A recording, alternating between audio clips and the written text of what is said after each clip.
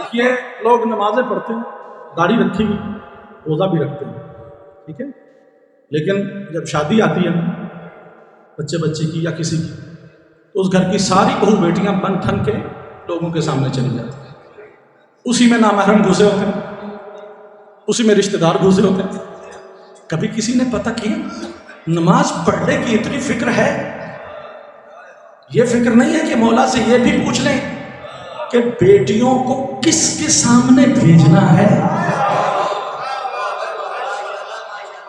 دیکھیے خواتین کے بناؤ سنگھار پہ پابندی نہیں، یہ جائز ہے، اچھے کپڑے پہننا، بناؤ سنگھار کرنا، زیور پہننا، یہ سب کچھ خواتین کے لیے جائز ہے، باعث زینت ہے، مگر یہی زینت عبادت بھی ہو سکتی ہے، بغاوت بھی ہو سکتی ہے۔ جملہ آ گیا تو میں کہہ کے جاؤں گا، عبادت بھی ہو سکتی ہے اور امام سے بغاوت بھی ہو سکتی ہے۔ اگر یہی خاتون اپنے شوہر کے لیے بن سنور رہی ہے تو خدا اسے شہیدوں کا درجہ عطا کرے گا۔ یہ معصوم کا فرمان ہے، یہ معصوم کا فرمان ہے، یہ خدا اسے شہیدوں کا درجہ عطا کرے گا۔ یہی اگر نامحرموں کے لیے بن سنور رہی ہے تو جہنم میں سب سے زیادہ دردناک جس کو عذاب ہے وہ اسی بے پردہ عورت کو عذاب ہے۔ جہنم میں سب سے زیادہ عذاب اسی عورت کو ہے کہ جو بے پردہ ہے۔ اور ہمارے ہاں ہوتا کیا، اب میری بہنیں ناراض نہ ہو جائیں، میں عوام کی بات کر رہا ہوں، کسی مخصوص عورت کی بات نہیں کر رہا۔ ہوتا کیا ہے، کسی کے سامنے جائیں تو اچھے کپڑے پہن کے، گھر میں جب شوہر کے سامنے آ رہے تو ایسے پھٹے پرانے کپڑے، تو ایسے شوہر پھر باہر دوسری عورتوں کے پیچھے نہیں جائیں گے تو اور کہاں جائیں گے؟ حکم معصوم کیا ہے کہ اپنے گھر میں بنو سنورو۔ اگر کوئی شادی کا فنکشن ہے تو بنے سنورے، اچھے کپڑے پہنے، لیکن خواتین الگ ہوں، وہاں مردوں کا گزر نہ ہو تو جائز۔ لیکن اگر سارا قبیلہ گھسا ہوا ہے،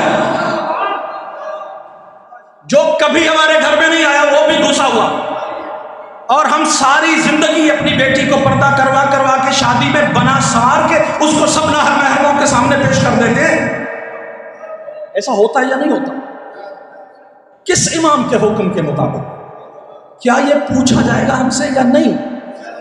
یہ ہم سے پوچھا جائے گا یا نہیں؟ توجہ فرمانا میرے بھائیوں، میرے بزرگوں۔ اور وہاں فقط خاندان کے لوگ نہیں ہوتے، وہاں غیر خاندان کے لوگ بھی ہوتے ہیں، باہر کے لوگ بھی ہوتے ہیں، ویڈیوز بنانے والے بھی ہوتے ہیں۔ وہ ویڈیوز، وہ تصویریں کہاں کہاں جاتی ہیں، کون کون دیکھتا ہے؟ اگر اس انداز میں میں اپنے پہ بات کرتا ہوں، میری بیٹی کی ایسی تصویریں کہ میں اپنی بیٹی کے ایک بال کو بھی کسی کو دیکھنے کے لیے نہ دوں، میری غیرت گوارا نہ کرے، اور شادی کے ماحول میں میری بیٹی کی تصویریں بن کے ہر نامحرم کے موبائل تک پہنچ رہی ہوں تو میں غیرت مند ہوں؟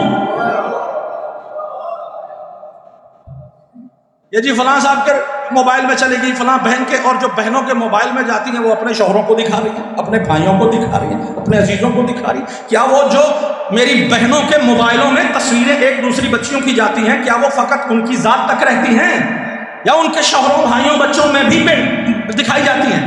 تو اگر سارے دیکھ رہے ہیں تو اس کا گناہ کس کے سر ہے؟ امام کی ناراضگی